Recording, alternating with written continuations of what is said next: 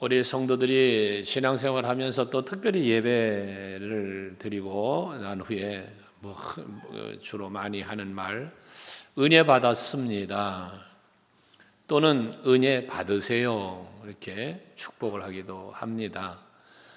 오늘 예배하는 이 시간도 여러분에게 은혜가 임하는 시간이 되기를 원합니다. 우리는 은혜를 받았다는 말을 참 많이 하는데요. 또 축복하기도 하는데요. 그 큰 하나님의 은혜와 사랑 안에서 우리가 살고 있으면 분명합니다. 한데 내가 받은 은혜와 내가 누리고 있는 그 사랑에 대해서 가치를, 지난주에 천국의 가치를 말한 것처럼 하나님께서 우리에게 베푸신 은혜의 가치를 바르게 알지 못하여서 누리지를 못하거나 누리고는 있으나 감사하지 못하는 이런 경우를 보게 되어집니다. 우리 서강교회 성도 여러분들은 하나님께로부터 받은 은혜가 무엇이며 그 은혜의 소중함과 가치가 어떠한 것인지를 바르게 깨달아 알아서 많은 은혜를 누리시길 바라고 감사할 수 있는 여러분들이 되시기를 바랍니다. 오늘 11절 말씀에 보시면 모든 사람에게 구원을 주시는 하나님의 은혜가 나타나 우리를 양육하시되라는 말씀을 해요. 12절에는 여기서 우리 인간들에게 구원을 베풀어 주시는 하나님의 은혜를 말합니다. 하나님은 우리에게 은혜를 베풀어 주신다라고 말씀을 하고요. 특별히 은혜를 베풀어 주심에 대하여 뭐라 그러냐? 나타났다 이런 표현을 했어요. 나타났다. 이 뭐가 나타난 거예요? 은혜가 나타난 거예요. 그 은혜가 나타났다는 말은 다른 말은 뭐라 표현하면 뭐냐면 내가 살아가는 나 자신에게와 내 삶의 현장에 하나님의 은혜가 임하였다는 이야기예요. 오늘도 예배하는 이 시간에 하나님의 은혜가 여러분 앞에 나타나길 원해요. 임하길 원합니다. 이렇게 하나님의 은혜가 내 심령 안에 그리고 우리들의 살아가는 삶의 현장에 은혜가 임할 때 나타날 때 그 은혜로 말미암아 무엇이 이루어지느냐? 양육하되 12절 보면 그랬어요. 오늘 보면 12절 보면 우리를 양육하시되라고 말씀을 해요. 이 양육한다라고 하는 말씀, 나타나서 양육한다고 하는 말씀은 하나님의 구원은 창세전에 계획됐다고 그랬어요. 에베소서 1장에 보면 창세전에 예정하사 우리를 향한 구원의 계획을 하셨고 그 하나님의 계획을 이루시기 위하여 예수께서 이 땅에 친히 오셨고 이게 나타남 중에 하나예요. 십자가를 지셨고 이것이 하나님이 우리에게 향한 사랑의 확증이라 했으니 이 역시 나타남이에요. 그리고 부활하셨으니 그 부활의 권능을 하나님의 권능, 사망의 권세를 다스리시는 하나님의 권능을 나타내신 거예요. 그리고 사도행전에 보면 많은 무리들이 보는 가운데 하나님 나라로 들림을 받으셨어요. 사람들이 보는 앞에서 하늘 나라가 있음을 나타내 주신 거예요. 그리고 이제 다시 너희가 본대로 너희가 보는 앞에서 내가 들림 받는 것처럼 너희가 본대로 내가 다시 올 것이다. 소망을 우리에게 주신 거예요. 이게 하나님이 우리에게 베푸신 은혜의 나타남이에요. 그럼 이러한 나타남을 통해서 우리를 양육한다라고 말씀을 하고 있는데 이 양육이라고 하는 양육 속에 뭐가 있습니까? 은혜를 보여주시면서 우리로 하여금 은혜 안에 머물게 하는데 그 은혜를 깨닫게 하시기 위하여 하나님의 은혜를 우리에게 보여주시기 위하여 양육을 하는 거예요. 그 양육 속에는 고난도 있고 때로는 가르치심, 여러 가지 체험케 하심 등등이 있어요. 근데 그 가운데 역경과 고난도 있더라는 거예요. 지금 우리들이 겪고 있는 현실적인 여러분 개인적으로나 국가적으로나 교회적으로나 여러 상황들이 있을 것인데 그 모든 상황 속에서 하나님은 역사하시면서 뭐 하느냐? 양육하고 계시는 거예요. 여러분들의 믿음을 자꾸 끌어올리시는 거예요. 여러분들이 받는 은혜를 자꾸 은혜로 알게 만드시는 거예요. 그래서 궁극적으로 뭐 하는 거예요? 은혜를 누리며 살게 하신다는 것입니다. 그래서 결국 우리들이 때로는 잘하지 못하는 것도, 우리가 할 수 없거나 잘할 수 없는 것도 할 수 있도록 하시기 위한 연단도 필요하고, 또는 여러 가지 훈련도 필요한 거죠. 가르치시는 거예요. 그래서 예수님 오셔서 제자들에게 가르치시고 모인 무리들을 가르치시고, 이게 예수님의 사역 중에 하나였잖아요. 그러면서 그 가르침의 극치, 십자가로 가르치시고 부활로 가르치시고 승천으로 가르쳐 주셨다는 거죠. 우리는 이 사실을, 예수님의 가르침을, 말씀을 통하여 우리는 믿고 있고, 그 믿음이 결국 여러분의 누림으로 나타나게 되어질 것입니다. 얼마나 내가 하나님의 은혜를 은혜로 알고 믿느냐에 따라 여러분들이 얼마나 많은 은혜를 누리느냐 아니냐를 결정하게 되어진다는 것입니다. 특별히 이와 같은 하나님의 은혜로 구원을 받고 또 함께 그 훈련을 받으면서 말씀과 기도와 예배와 모든 걸 통하여 양육을 받으면서 나아가는 무리, 이게 교회예요. 그런 성도들이 모인 공동체가 오늘 우리 서광교회라는 것입니다.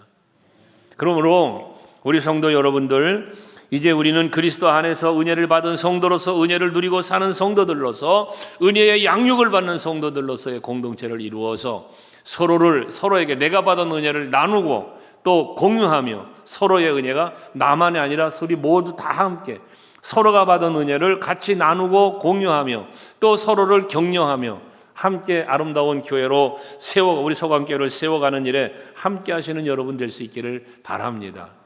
그러려면 우리 모든 성도가요, 모든 성도가, 한 사람도 빠짐없는 모든 성도가 하나님이 베푸신 은혜를 누리며 사는, 그 은혜 안에 사는 삶을 살아가야만 합니다. 여러분, 우리가 은혜를 받았다면 은혜 안에서 살아야 되잖아요. 하나님의 사랑을 받았다면 그 사랑 안에서 우리가 살아야 되겠지요. 이것이 우리들의 삶의 현장에서 누려지는 은혜가 될 때, 그게 은혜 안에 사는 삶이 되는 것입니다. 은혜를 받았어도 내가 은혜를 누리고 살지 못한다면 그것은 은혜 안에 사는 게 아니라 그 말이요. 그래서 오늘 여러분들 예배도 은혜 안에서 예배가 이루어져야 하고, 여러분 삶도 은혜 안에서 이루어지길 축복합니다.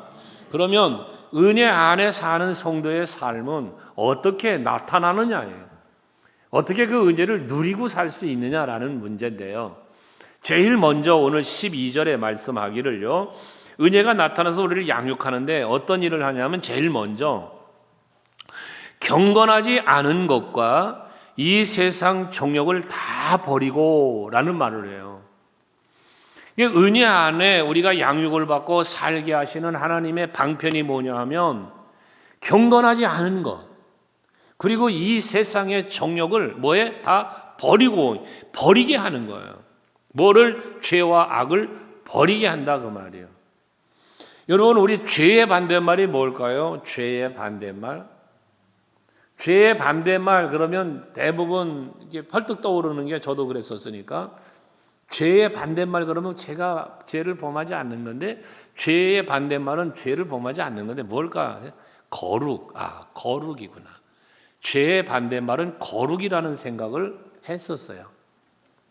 그런데 사도 바울이 권면하는 말씀, 로마서에서의 말씀을 이렇게 묵상하면, 죄의 반대말이 거룩일 수 있지만 거룩이 아니라 다른 각도에서 볼 수 있는 게 있구나 생각을 하게 했는데요. 로마서 6장 말씀 15절을 한번 보시면, 자, 같이 한번 읽어볼까요? 시작. 그런즉 어찌하리요? 우리가 법 아래 있지 아니하고 은혜 아래 있으니 죄를 지으리요? 그럴 수 없느니라. 이게 뭔 말입니까? 은혜 아래 있으면 죄를 범할 수 없다라는 말이잖아요. 그러니까 죄를 범하지 않고 죄를 이겨낼 수 있으려면 어찌 된다? 은혜 안에 있어야 된다. 은혜 안에. 그러니까 여러분들이 은혜 안에 산다라고 할 때 그 은혜 안에 사는 삶의 비결은 뭐냐? 죄를 이기는 거예요. 죄를 이기는 거예요. 그걸 이겨낼 때 내가 은혜 안에 살게 되는 거예요. 반대로 말하면 내가 은혜 안에 살 때 죄를 이길 수 있게 된다는 거예요. 로마서 5장 21절에서도 같은 맥락의 말씀을 하는데 다시 한번 또 같이 읽어보면 시작. 이는 죄가 사망 안에서 왕노릇한 것 같이 은혜도 또한 의로 말미암아 왕노릇하여 우리 주 예수 그리스도로 말미암아 영생에 이르게 하려 함이다 그랬습니다. 죄가 사망 안에서 왕노릇하는데 은혜는 뭐한다? 의로 말미암아 왕노릇하게 한다. 그러니 은혜가 의로 말미암아 왕노릇을 할 때 뭐 하는 거예요? 죄를 이기는 거예요. 사망의 권세를 이기게 된다는 거예요. 그러므로 여러분들 은혜 안에 사는 삶을 살려면 죄를 이기는 삶을 살아야 된다는 것입니다. 그러니까 우리가 죄인이었잖아요. 죄인이었던 은혜가 우리가 의인이 되었어요. 의롭다 칭함을 받는 의인이 되었어요. 사망에서 생명으로 옮겼어요. 이것이 여러분 거룩함으로 이루어진 게 아니라 은혜로 이루어졌다는 거예요. 은혜로. 그러니 우리가 이 은혜를 은혜로 알 때 우리가 뭐 하는 거예요? 그 은혜를 누리게 되는 거예요. 근데 우리는 자칫 우리가 누리고 있는 은혜를 마치 나의 의로 드러내기 시작하면 은혜를 누리는 자가 못 되는 거예요. 언제나 우리는 은혜는 뭐요? 하나님이 내게 베푸신 게 은혜예요. 자, 내가 값을 지불했어. 하나님이 거기에 합당한 걸 주셨어. 이건 값을 받은 거예요. 대가를 받은 거예요. 은혜라는 건 뭐예요? 거저받는 거예요. 거저받는 거예요. 과하게 받는 거예요. 이걸 은혜라고 그러는 거예요. 그러니 우리가 죄사함의 은혜를 받았으니 그 죄가 다시 나를 나를 지배하지 못하도록 이걸 물리쳐야 되는데 오늘 본문 12절에서 말하는 것처럼 경건하지 못한 것, 세상 정욕에 빠져 사는 것을 내가 그렇게 살지 않도록 뭐 해야 돼? 은혜로 이것을 막아야 된다는 말이에요. 여러분 속에 은혜가 있을 때, 은혜의 감사가 있을 때 이 죄를 이길 수 있는 힘이 여러분들에게 임한다는 것이죠. 그러니까 죄를 이기는 방법은 죄를 안 짓는 거죠, 당연히. 그런데 이 안 질 수 있는 비결이 뭐냐? 오직 하나님의 은혜로 가능하다는 것. 예수님이 나 때문에 십자가에 죽었어. 근데 내가 어떻게 다시 예수님이 십자가에 못 박게 할 수가 있나? 안 되는 거죠. 말이 안 되는 거죠. 그래서 은혜를 은혜로 알고 은혜를 누리며 살 때 죄는 물러간다. 그래서 그런 칼빈 선생님이 그런 말을 했어요. 은혜는 죄를 물러가게 하고 죄는 은혜를 물러가게 한다. 은혜는 죄를 물러가게 하는데 죄는 은혜를 물러가게 한다는 거예요. 여러분. 그러니 여러분들이 은혜로 채우면 죄는 여러분들에게 찾아올 수가 없는 것입니다. 혹여라도 여러분 마음속에 은혜가 사라졌어요? 여러분 뭔가 은혜를 느끼지 못하겠어요? 은혜를 누리지 못하고 있어요? 여러분 속에 죄가 찾아와 가득하다는 이야기인 것입니다.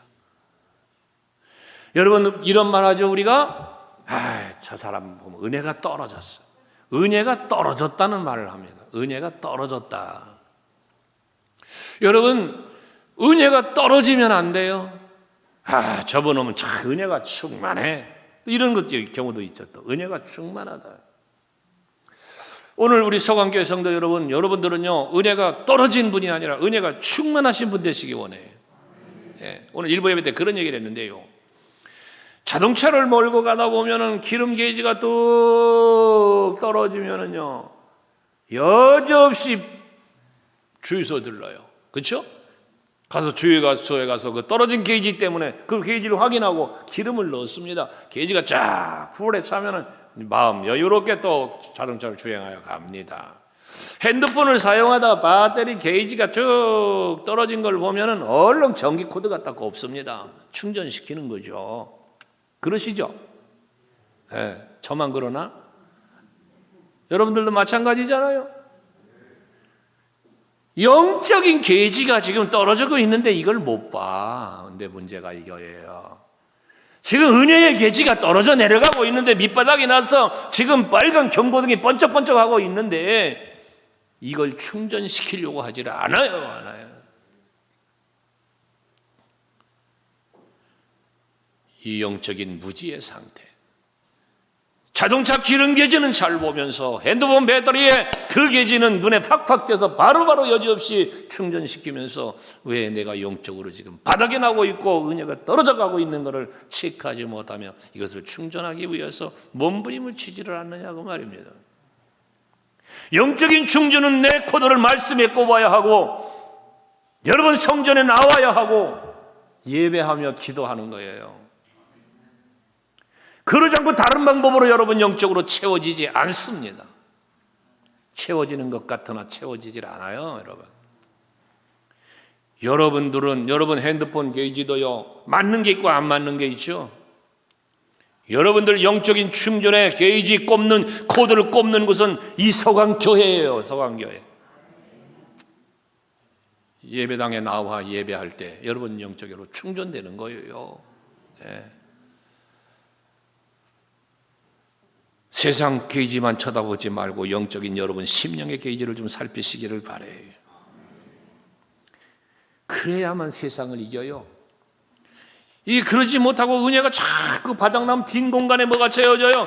여러분 공기만 채워지는 거예요. 여러분 컵이 비었다고 생각하지 아니요. 이 컵 속에 공기가 채워지는 거예요. 빈 물 마시고 난 나머지 공간 공기가 채워지는 거예요. 물을 부으면 그 공기는 빠져나가고 물로 채워지는 거예요. 여러분 마찬가지예요. 여러분 심령 속에 은혜가 떨어지면 악이 들어오게 돼 있어요. 죄악된 생각이 들어오게 돼 있어요. 여러분 여기에 성령을 채우셔야 돼요. 말씀으로 채우셔야 돼요. 기도로 충전하셔야 돼요. 그래야 이 악이 떠나가고 여러분 성령 충만함 속에 사는 거예요. 그게 은혜 안에 사는 성도의 삶이 되는 겁니다. 또한 우리는 은혜 안에 서는 성도가 되려면 12절 말씀하는 것처럼 경건하지 않은 것과 이 세상의 정욕은 다 버리라고 했고요. 그리고 신중함과 의로움과 경건함으로 이 세상에 살고라고 말씀을 합니다. 우리 하나님 앞에 버려야 할 건 버리면서 하나님 앞에서 신중하게 살아야 되는 거예요. 하나님께서 우리를 돌봐주시고 필요한 걸 채워주신 하나님, 지나온 날들을 돌아보면 하나님의 은혜 없이 살 수 없다고 그러잖아요. 은혜 아니면 살 수가 없네. 지나온 날들의 모든 되어진 것 당연한 게 아니라 하나님의 은혜라고 우리는 은혜를 고백하지 않습니까? 그렇다면 여러분 이 은혜를 감사하는 마음이 우리에게 있어야 돼요. 감사하는 게 누리는 거예요. 은혜 안에 사는 거예요. 감사하지 못하는 심령은 은혜를 누리지 못하는 거예요. 하나님의 은혜는 현재 필요한 것을 채워줄 뿐만 아니라 정욕을 버리고 새로운 현재를 살 수 있도록 이끌어준 이게 양육이래요. 세상의 것을 끊는 것, 하나님을 따르는 것, 이것은요 동시에 일어나야 되는 거예요. 동시에. 세상 것을 버렸다면 버리고 공간이 생기면 안 돼. 하나님을 따라가는 주님으로 충전시키는 이 은혜로 충전이 공간이 생기면 안 돼. 이 공간이 생기면 이 틈을 타고 악의 영이 다시 들어오는 거예요. 예수님 말씀하시죠. 어떤 집에 악의 영이 살았어요. 이걸 내쫓고서 청소를 했어요. 깨끗하게. 그런데 나중에 나갔던 이 귀신이 와서 보니까 어머나 청소되고 소지되고 깨끗하게 돼 있는데 빈집이야. 그래 어떻게 돼? 떼거리 귀신을 몰고 들어왔대요. 여기. 은혜 받는 거 중요해요, 여러분. 깨닫는 거 중요합니다, 여러분. 회개하고 눈물 흘리고 여러분 이거 중요합니다. 그러면 그 다음이 뭐가 돼야 됩니까? 은혜로 충만하게 채워야 돼요. 성령으로 충만하게 채워야 돼요. 이것이 채워지지 않으면 이 빈 자리에 텅텅 빈 그 자리에 깨끗하게 소지된 그 자리에 악의 영이 다시 들어오는데 전보다 더 안 좋아지는 거예요. 그게. 그래서 은혜도 설 받으면 설부당에 사람 잡는다는 옛말이 있는 것처럼 은혜도 설 받잖아요. 설 받는다는 건 뭐냐면 은혜 받는 것 같긴 했는데 조금 덜 받은 거, 밥이 된 것 같은데 쌀이 좀 덜 익은 거 설었다 그러잖아요. 은혜도 설 받으면 그런 거거든. 이거는 은혜 받은 것도 아니고 그렇다고 안 받은 것도 아니고 이것도 아니고 저것도 아니고 이 라오디게아가 책망받은 것처럼 뜨겁지도 않고 차갑지도 않고 미지근하여 예수님 뭐하다 내가 너를 토하여 버리리라. 합당치 않단 말이에요. 은혜를 받을 바엔 뜨겁게 받읍시다. 신앙생활 하실 바에야 좀 열정적으로 합시다.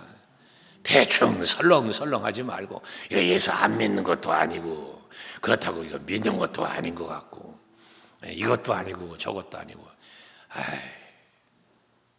토해냅니다. 주님이 토해내.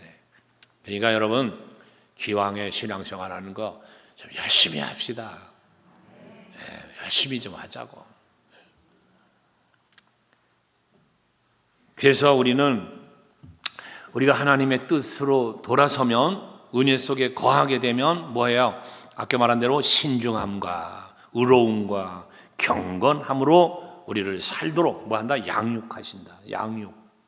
그렇게 이끌어 주신다는 말씀이에요. 그러므로 우리가 계속해서 하나님의 은혜를 계속해서 받고, 또 그 안에서 계속해서 그 은혜를 누리며 살려면 매일매일의 삶 속에서 말씀과 기도로 여러분 영성을 무장해 가셔야 되는 거예요. 무장해 가야. 하나님을 떠나 세상에 파묻혀 죄 가운데 살게 되면 근심과 걱정에 빠져 살게 됩니다. 하지만 받은 은혜를 기억하고 감사하는 마음과 더욱 큰 은혜를 사모하는 마음을 갖고 하나님 앞에 예배하고 하나님께 영광을 돌리며 살아가고자 힘쓰는 사람에게는 언제나 기쁨과 평안이 있습니다. 그러니 여러분, 신앙생활 하시고 인생을 살면서 수시로 점검해야 할 일이 있습니다. 내가 어디에 있는가? 내가 누구와 함께 하는가? 내가 무엇을 하고 있는가? 이라는 이 부분을 여러분 수시 점검하셔야 합니다. 수시로. 내가 지금 어디에 있는가? 예배하고 있지. 감사한 일이죠. 내가 지금 어디 있어? 죄 짓는 일에 있어. 이거 빨리 떠나야죠. 내가 누구와 함께? 내가 예수와 함께 할렐루야입니다. 내가 지금 마귀의 유혹에 빠져서 마귀와 함께하고 있어. 아이고, 이거 빨리 버리고 떠나야죠. 내가 무엇을 하는가? 하나님의 기쁨이 되는 일을 하고 있어요. 할렐루야죠. 마귀가 기뻐하는 일을 하고 있어요. 아우, 빨리 멈춰야죠. 돌아서야죠. 이걸 늘 살피셔야 된단 말이에요. 다시 말합니다. 내가 어디에 있는가? 누구와 함께 하는가? 내가 무엇을 하고 있는가? 늘 점검하시면서 내가 하나님 앞에서 합당하게 살고 있는지를 살펴보면서, 또 내가 하나님 앞에 어떤 은혜를 받았는지를 헤아리면서 내가 그 은혜 안에 살고 있는지 은혜를 떠나 있는지를 점검하며 사는 여러분들이 되시기를 바랍니다. 그래야 우리가 은혜 안에 살 수 있게 되어지는 겁니다. 마지막 세 번째로는 오늘 13절에서 말씀하는 것처럼 복스러운 소망과 우리의 크신 하나님 구주 예수 그리스도의 영광이 나타나심을 기다리게 하셨으니라고 말씀하고 있습니다. 여기 복스러운 소망이라는 말씀을 하고 있는데, 이 복스러운 소망이 뭐냐? 주 예수 그리스도의 재림, 영광 중에 다시 오실 예수를 바라보는 걸 복스러운 소망이다, 이렇게 말씀을 하고 있습니다. 여러분, 우리는 무슨 은혜를 받았습니까? 구원의 은혜 받았습니다. 하나님의 자녀가 되는 은혜를 받았습니다. 하나님의 나라 백성이 되는 은혜를 받았습니다. 그러니 우리는 무엇을 기다립니까? 무엇을 바라봅니까? 주 예수 오심을 기다리고 있는 거예요. 영원한 하나님의 나라를 소망하고 있는 것입니다. 그러니 이 소망은 하나님의 은혜로 우리에게 준 것이니, 은혜 안에 사는 삶이라는 것은 바로 그 소망을 바라보고 소망을 가지고 살아가는 것을 말한다, 그 말씀이에요. 어떤 미래학자가 그런 말을 했어요. 과거가 없는 현재가 있을 수 없고 현재의 삶이 나의 미래를 좌우한다. 여러분, 이 어느 미래학자의 얘기인데, 여러분 마찬가지요. 여러분의 과거가 화려했던, 초라했던, 고난이 있었던, 형통했던 간에 어떤 과거를 가지고 있든지 그 과거가 있기에 오늘의 여러분이 있는 거예요. 그런데 내일에 대한 미래, 내일에 대한 소망, 세상에서의 내일도 있고요, 또 영적인 내일이 있어요. 이 내일은 오늘에 의하여 만들어지는 거란 말이에요. 오늘을 내가 어떻게 살았느냐에 따라 내일이 만들어진다고 말이요. 세상도 마찬가지요. 여러분들이 오늘을 얼마나 열심히 성실하게 살았느냐가 내일을 여러분들 복되게 할 수 있는 거고 여러분의 인생을 망가뜨릴 수 있는 거예요. 신앙생활 똑같습니다. 여러분이 지금을 어떻게 신앙생활하고 있느냐, 여러분의 신앙생활의 지금이 어떠냐고 말이요. 참 간혹 그런 생각을 합니다.